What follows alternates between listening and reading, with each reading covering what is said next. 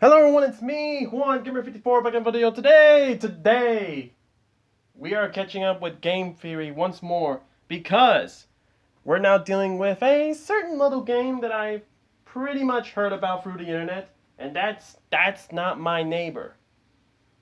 And to say the least, yeah, this game has been popping up in some way, shape, or form in your feeds. So we figured, why not? Let's do this video because Game Theory suggests that we're the villain in this game. It's a tale as old as time. But anyways, without further ado, let's do this, shall we? No wasting time. Okay, let me just see if you're on the list. Oh gods. Let me in. Oh god.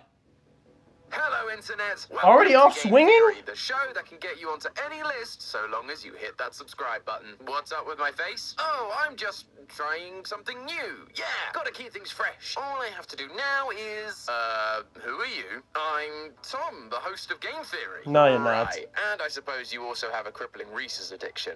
Exactly. Ha, trick question. I'm an M&M guy. Get him out of here, boys. Sorry about Dang. that. These doppelgangers are getting pretty out of control. They've been taking over my YouTube feed for weeks. Who knows how many Indeed. YouTubers they're impersonating at this point? And it's all because of the indie horror sensation that is That's Not My Neighbor. Very heavily inspired by Papers, Please. That's Not My Neighbor is a game about checking paperwork to keep intruders out. But Yeah. instead of working for a totalitarian government, you're working as a simple apartment doorman, trying to keep these horrible monstrosities from getting in and murdering everyone inside. God dang. These creatures are known as doppelgangers, or just doppels for short, and they can take the form of anyone, though they can't seem to get everything right. Sometimes the mistake is as subtle as a wrong ID number. Other times it's more obvious. Luckily, Faintly you're not obvious. helpless against these monsters. You have the Department of Doppelganger Detection, Or or the DDD. DDD, to help you out. If you suspect anyone of being a doppel, you can shut the doors, sound the alarms, and they'll be right by to clean up the mess. It's a simple premise, and the character designs are fun and memorable for both the humans and the doppelgangers, which means it should come as no surprise to you that ever since this game came out, we've been receiving non-stop requests to cover it. By the way, if you have any Yeah, that's suggestions for true. games to cover, please do let us know over on the Game Theorists subreddit. I'm constantly checking it to find what kind of topics you guys are interested in. But the point is, this game has been on my radar for a hot minute, and with the recent release of its new Nightmare mode, I think it's the perfect time for us to dive a little deeper into this game and It has figure a out what's Nightmare really mode? going on in the neighborhood. Where do the doppelgangers come from? What is the DDD hiding? And why, oh why, is Afton in this game? Seriously, I don't think I'll ever know peace from FNAF.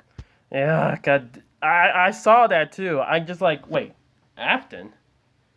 And I'm like, it's not even, they're not even trying to hide it. Look, Dr. W. Afton. Like Dr. William Afton? Oh, come on, man. Do we know peace? Tom, I'm sorry. Tom, I'm sorry. This is just a sign that we need to get on that Game Theory video ASAP. But anyways, I digress. Grab your hazmat suits, theorists, because it's time for us to find the lore hiding in the hallowed halls of That's Not My Neighbor. Let's start with the things that the game straight up tells us. Besides the whole doppelganger thing, we're told that this game takes place on February 9th, 1955, thanks to a calendar that you find above your desk. And that's basically all we're told. You see why it took me so long to make this video? However, even with just the date, we can start to figure out context of what's going on in the world outside of our little apartment complex. I couldn't find anything specific that happened in history on February 9th of that year, other than the fact it's a Wednesday, which I call out because the game seems to suggest that it's either a Monday or a Tuesday, depending on the type of calendar you think this is. But minor details aside, the big picture here is that 1955 was the height of the Second Red Scare, the second wave of political propaganda about the risk of communism infiltrating the United States. no. This was especially true in 1955 because just 1 year earlier, the Soviet Union State Security Agency, otherwise known as the KGB, was formed, and espionage was a big part of their remit. That's one of the reasons why travel restrictions were instituted throughout various parts of the US to Soviet nationals from as early as, you guessed it, 1955. If you provided enough ID and Why do I feel like I thought he was gonna say something about, like, you know, when people, you know, back in the day didn't trust their fellow neighbors because they thought they were spies, or at least that's what I thought he was gonna say. But I'm sorry. Apparently I'm stupid.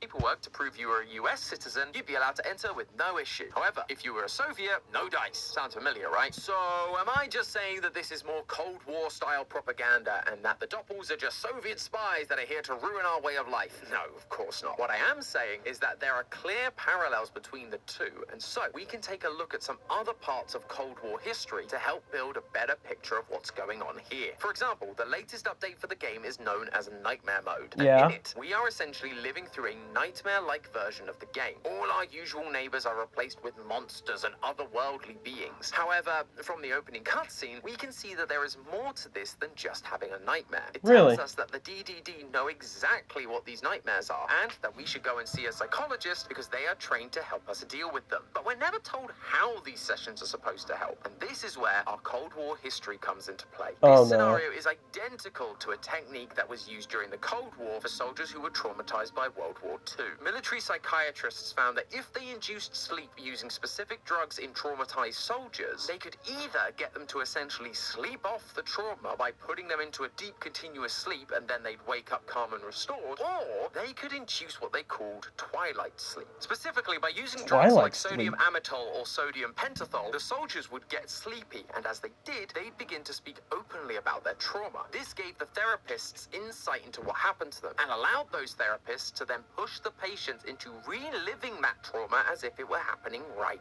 now, which would Oh, lead to no. a cathartic release of repressed emotions and allow the patient to move on from their trauma and readjust to civilian life. Okay. That is what I believe is happening in these sessions. We aren't just having nightmares because of trauma. We are actually being forced to relive the trauma by the DDD in order that we can be freed from it and go back to work as normal the next day. Or at least that's what the DDD wants us to think the result Oh, will be. no. See, while they claim it's to help us like these real-world Of course. It's the classic, oh, the company that caused all this was actually corrupted the whole time. Just like Fazbear Entertainment, just like Playtime Co., and especially that one that we tackled during the whole Shipwreck 64 thing. Oh, and let's not forget Indigo Park as well. Jeez, it's like so many companies can't just not be shady. Jeez. methods, the nightmares don't end. They just go on and on and on. That's not just a game mechanic either. In the initial tape, it tells us that Henry approves of this method despite the nightmares not ending, which is the opposite of what these sessions are supposed to do. Or is it? While most of these real experiments were used with the intent to heal soldiers by getting them to relive past events, if the soldiers didn't remember the event exactly, the therapist would take some creative liberties. They would give them a made-up scenario in order to draw out the same traumatic emotional response. This turned out to be just as effective at healing repressed trauma, but it did mean that these soldiers would start to remember these new fake scenarios as if they were the real source of trauma.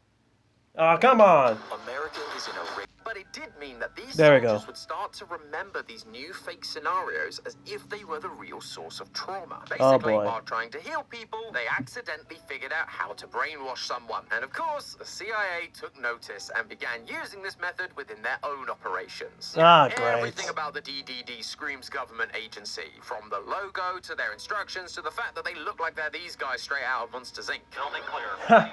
I was about to say So something if like they are encouraging Lethal these Company, employees to but go my and bad. use their psychologists, then I have a feeling they're not actually going to be cured, but to be brainwashed. Ah. In Nightmare Mode, our neighbors are all replaced by monsters. We've got vampires, eldritch horrors, and you. Yeah, buddy. In reality, I'm sorry, but it's like the moment I saw Springtime, I was like, oh heck no. That's it. I'm doing the one thing no one at FNAF has ever done. Bring out the 9.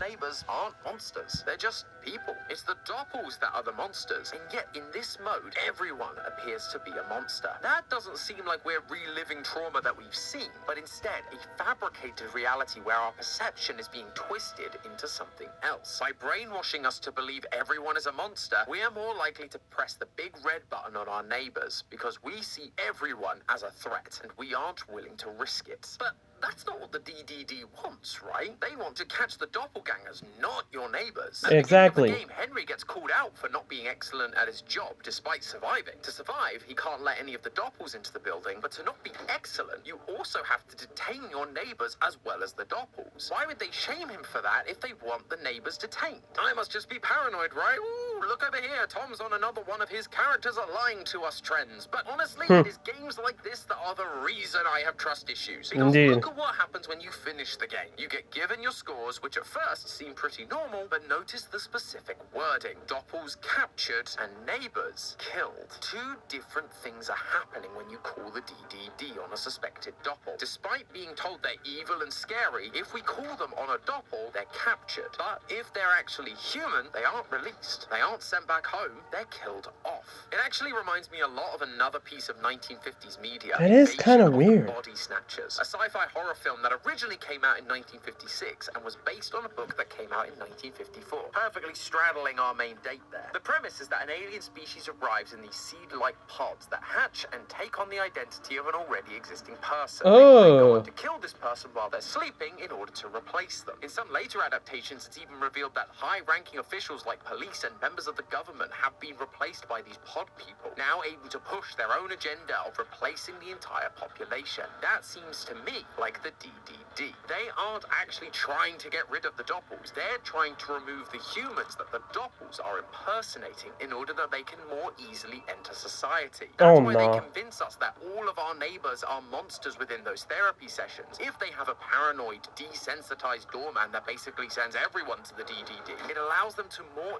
easily get their hands on the original neighbors and kill them, while the doppels take their place, all disguised as an act of protection. But it's not just the doppelganger element that appears to be the same as the body snatchers. It's also the aliens. Yeah, just when you thought The this thing aliens? couldn't get any more conspiratorial. When you boot up Nightmare Mode, right at the start, we get a single frame of a DDD agent standing next to an alien. No, I'm not kidding. And this isn't even part of our nightmare. This is part of the instructional tape that's gone out to inform us about the psychology services. Aliens are officially involved in this whole thing, and they are working with the DDD to help the doppels take over. Unfortunately, we're not the only ones that are suspicious. Can we not have a good company? Overlords. There is someone else who is trying to help us survive everything we're going through and uncover the truth about what's going on. During Nightmare Mode, we encounter this guy wearing a hood, and he gives us a very interesting note. It says, "Don't trust them," with the DDD logo crossed out, a code, and a website. This guy also appears to be the one who warns us about the nightmare clown that wants to kill us. He's wearing a mask in the base game, but if you go into the game's files, you can remove it, and his facial features seem to match our hooded character. So he's clearly got our best. Wait, why did I say interests "aw" at heart. for? Plus, I love a good puzzle, so I'm willing to hear him out. We go to the website and oh no. This might be a little more than I bargained for. We've only got 5 letters here. O-I-T-N-W.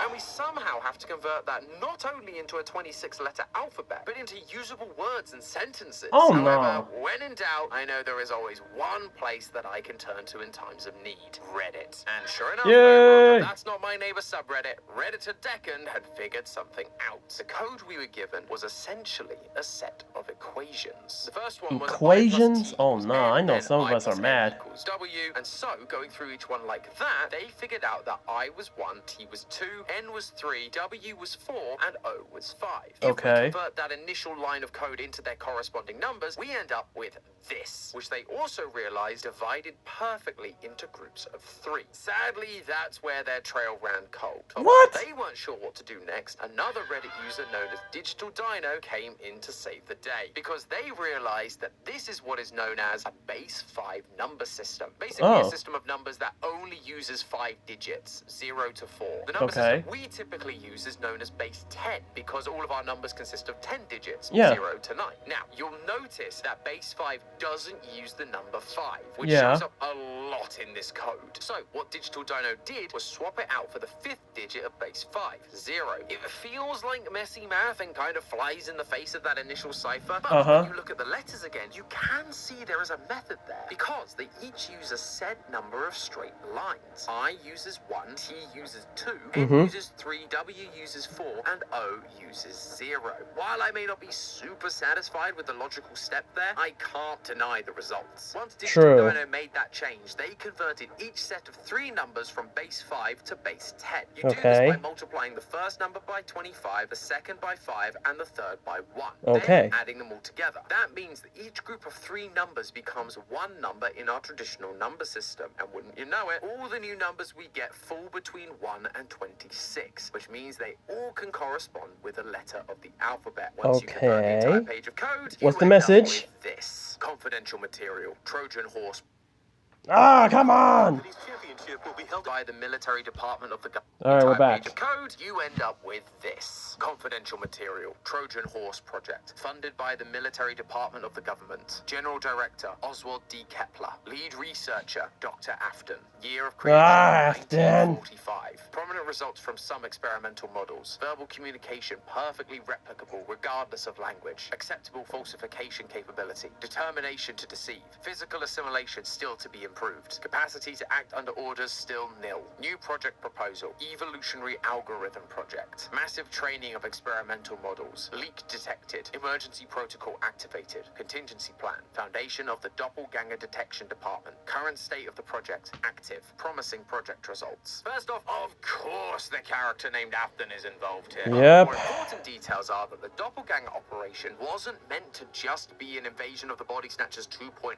It was originally designed as a military operation. The project is called Trojan Horse, and in Greek mythology, the Trojan horse was a gift given by the Greeks to the Trojans after the Greeks had been totally destroyed in battle. The Trojans saw it as an act of surrender, and they took the new trophy into the city, only for a few Greeks to have stowed away inside the horse. And that night, they snuck out of the horse, opened the gates to the Greek army, who then destroyed the entire city and won the war. Seems like the military was going to use these doppelgangers in the same way, to infiltrate enemy lines and help them win the Cold War. And while the use of a weird alien monster thing might be a bit out there, this type of espionage where someone is disguised as someone else certainly isn't. During and after World War II, Britain's secret operations executive would employ plastic surgeons to do operations on the faces of their operatives so that they would be unrecognizable and blend in with the people around them in whatever part of the world they were going to be stationed in. Apparently, it was so successful that the American government would send their spies to Britain to get the same surgeries. This was all revealed by a man called James Hutchison in,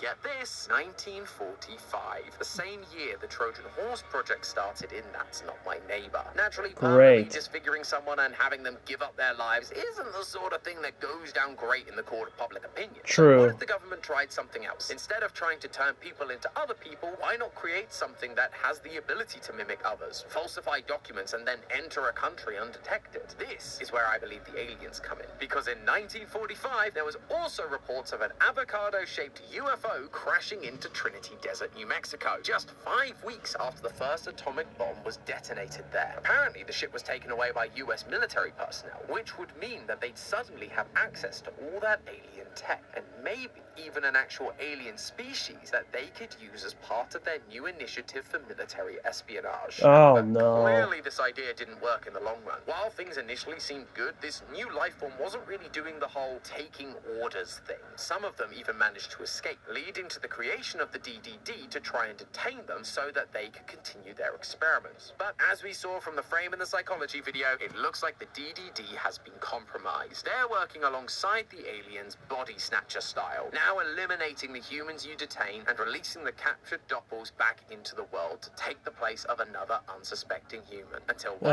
day, everyone, including you, is replaced by one of them. Maybe one day we'll get to peek behind their visors, and when we do, I wouldn't be surprised if we'll see a distorted version of our own face staring right back at us. Hey, that's just a theory. A game theory! Thanks for...